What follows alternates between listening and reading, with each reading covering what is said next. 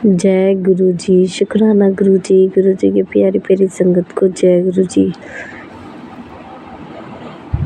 संगत जी, आपको एक सत्संग सुनाएंगे हम। गुरु जी ने और काली माई ने मिलके अंकल के घर में कितना अच्छा करा। अंकल बहुत परेशान थे। गुरु जी ने और मैया रानी ने उनकी कृपा कितनी करी। संगत जी सत्संग सुनने पहले से करेंगे मंत्र जाप। ओम नमः शिवाय, शिव जी सदा सहाय। ओम नमः शिवाय, गुरु जी सदा सहाय। गुरु जी बोलते हैं सत्संग सुनने वाले का भी कल्याण है, सत्संग सुनाने वाले का भी कल्याण है। संगत जी सत्संग को बीच में मत छोड़िया करे।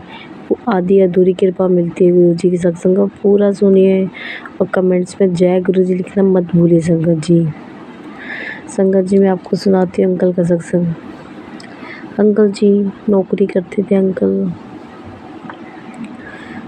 जी नौकरी कर रहे थे। अंकल का कोई नौकरी करते थे मगर अंकल का कोई मूड नहीं था नौकरी करने का। अंकल जी सोचते थे अपना बिजनेस करें हम। तो अंकल जी के दो दोस्त मिलके एक कारोबार करना शुरू करते सोचते हैं, खोलना चालू करते हैं।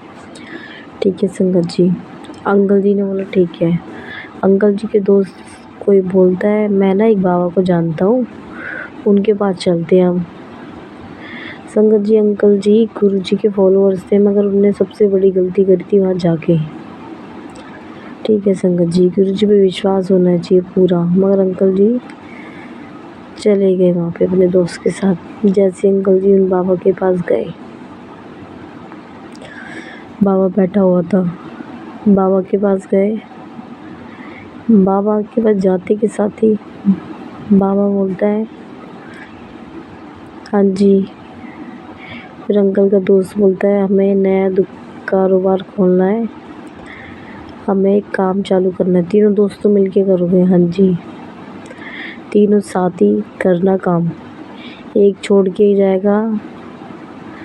तीनों में से एक तुम गए, अंकल जी बोला तुम गए तो काम नहीं आएगा। दूसरा गया कस्टमर नहीं आएंगे। तीसरा गया दुकान बंद हो जाएगी, ऑफिस बंद हो जाएगा आपका। अंकल जी कह रहे ऐसा तुझ में क्या है जो मैं तुझे पढ़ नहीं पा रहा, अंदर से पढ़ नहीं पा रहा, तुम्हारी प्यार हिस्ट्री क्या है? उन्होंने बोला ठीक है थी मगर नहीं, कुछ नहीं, अब सब ख़त्म है। अच्छा तुम्हारे घर में कितने जने हैं? मैंने बोला हम 3 जने हैं। ठीक है संगत जी, अंकल ने 3 जने हैं, कार्ड निकालो। अंकल जी ने कार्ड निकाला। तुम कहाँ रहते हो? तुम्हारे घर में एक औरत है, वो तुम्हें आने वाले टाइम में परेशान करेगी। अच्छा अंकल जी ने बोला अच्छा। अंकल ने तुरंत बोला मेरे घर में तो कोई औरत ही नहीं, मेरी मम्मी है, आपको वही परेशान करेगी। जब वो तीनों कारोबार के लिए वहाँ से सब कुछ अच्छा चल रहा था, पंडित उनसे पूछ के बाबा से चले गए। उन्होंने अपनी शॉप खोली, काम करने वाले कर्मचारी सब कुछ ऑफिस में कमरे एम्प्लॉय सब काम करने लगे संगत जी। उसके 1 हफ्ते बाद तो अंकल जी के दूसरा दोस्त वो चला गया अपने घर को। अंकल जी का दूसरा दोस्त था ना, वो ना कुछ अजीब सी हरकतें कर रहा था ऑफिस में बैठ के। तो कभी कुछ कर रहा था, कभी कुछ कर रहा था। तो उनने कोई जो काम करती है उनको पता नहीं क्या बोला, वो चली गई वहाँ से। अंकल जी से लड़ने लग गया। अंकल जी को बोल रहा तेरा मुझे खून चाहिए, तेरा खून चाहिए, पता नहीं क्या हो गया था। बहुत अंकल जी ने अपने आप को बचाया, क्या करूँ मैं क्या नहीं करूँ। अंकल जी का वैसे ही वो दोस्त आया तीसरा, वो अंकल जी का दूसरा दोस्त था, वो मान नहीं रहा था।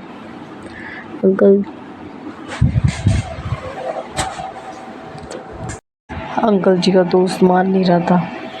फिर अंकल जी के दोस्त ने उठा के सर पे गमला मार दिया एकदम से। वो बेहोश हो गया। मगर अंकल जी बोलते हैं इतना भूत सवार हो गया था, कोई थोड़ी सी ड्रिंक में इतना भूत सवार नहीं हो, ज़्यादा कोई ड्रिंक भी नहीं कर रखी थी। जब भूत सवार हो जाए किसी का खून मांग ले इंसान, नहीं, कुछ अलग से ही था उस दिन। अंकल जी ने हम लोग उसके घर छोड़ा, अंकल जी अपने घर चले गए। ना अंकल जी ने अपने दोस्तों का फ़ोन उठाया, 2 दिन तक किसी से बात नहीं करी, कुछ नहीं करा, अपने घर में ही थे ना।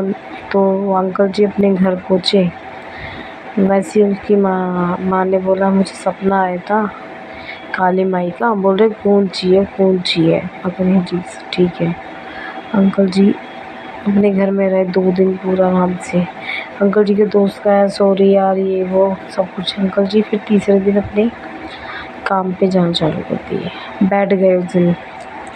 फिर वही बाबा अचानक से दरवाज़ा खुला और अंदर आ गए। फिर बोलने लगे तेरी माँ की वजह से बच गया तू, तेरी माँ की वजह से। मैंने बोला बाबा ये क्या था? मैंने बोला कुछ नहीं होगा, अब ये तुम अपना ये घर पे ले जाके धूप अपने सारे कोनों में डाल देना। ठीक है संकट जी। अंकल जी अपने घर गए, जो बाबा ने राख दी थी अंकल जी ने चारों कोनों में डाल दी।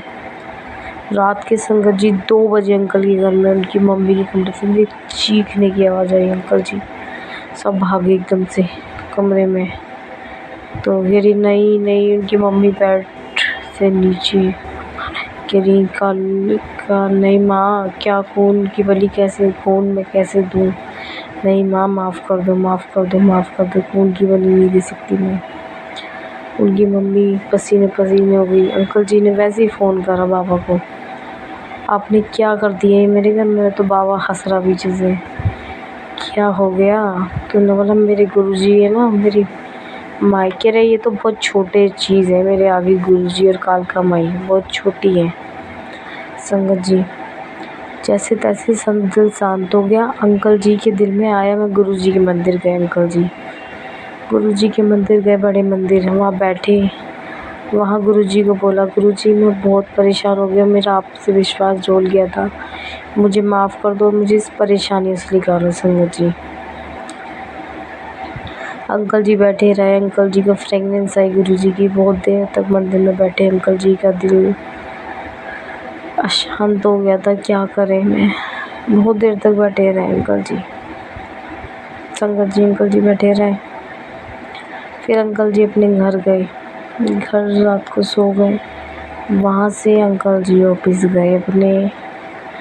वो बाबा जो भगवानों को झुकाने की बात कर रहा था, वो बाबा आया, फट रहे थे उसके कपड़े, डरा हुआ है और एक बैग लेके आया, कह रहा माफ़ कर दो, माफ़ कर दो, माफ़ करवा दो, माफ़ करवा दो गुरुजी से बोल के। उन्होंने क्या हो गया?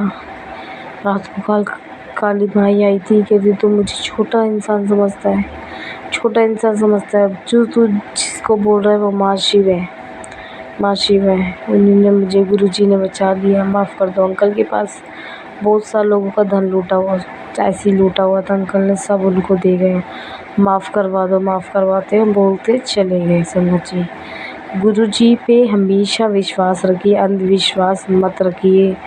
गुरुजी आपके ऊपर कोई काला जादू करवा भी रहे तो गुरुजी के ऊपर छोड़ दीजिए, गुरुजी बैठे हैं, वो सब कुछ ठीक करते हैं। संगत जी अंकल का सत्संग सुनने से आपको क्या शिक्षा मिली है? गुरुजी बोलते हैं अंधविश्वास में कोई काला जादू करने के लिए बैठा है तो भगवान सबसे बड़े हैं, बाबाओं के पास जाके उल्टा हो जाता है। अंकल जी के साथ भी उल्टा ही हो गया। संगत जी मैं एक आंटी का सत्संग सुनाती हूँ मैं आपको। आंटी दिल्ली में रहती है, आंटी का नाम सानिया है।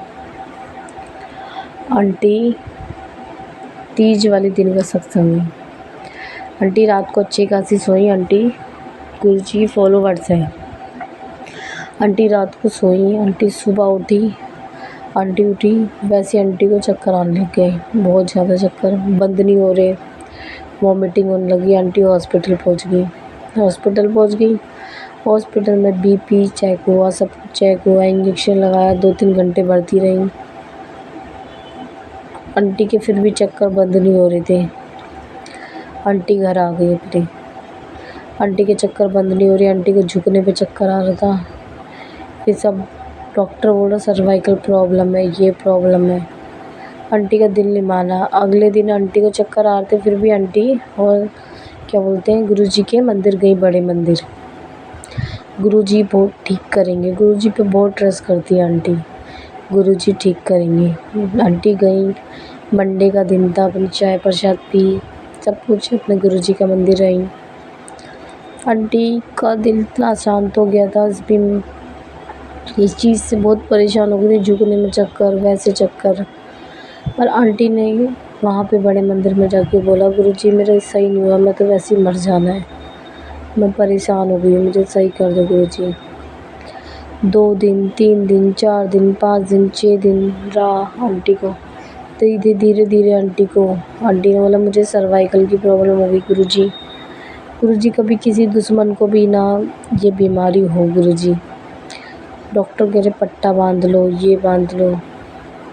नहीं संगत जी, आंटी ने कुछ नहीं बांधा, बस अपने गुरुजी पे विश्वास करा और गुरुजी को ये बोला, गुरुजी कुछ भी दो, मेरा कोई काम करने वाला नहीं, मेरे को कोई देखने वाला नहीं, मेरा बच्चा छोटा है, सब कुछ आप करते हो गुरुजी, आप इतना दो दर्द जो मैं अपना काम भी कर सकूं और बर्दाश्त भी कर सकूं। और गुरुजी ने आज आंटी को बिल्कुल ठीक कर दिया, उनकी सर्वाइकल की प्रॉब्लम बिल्कुल ख़त्म कर दिया। आंटी आज बहुत खुश है और खुशी से रह रही है अपने घर में। जय गुरुजी, शुक्राना गुरुजी।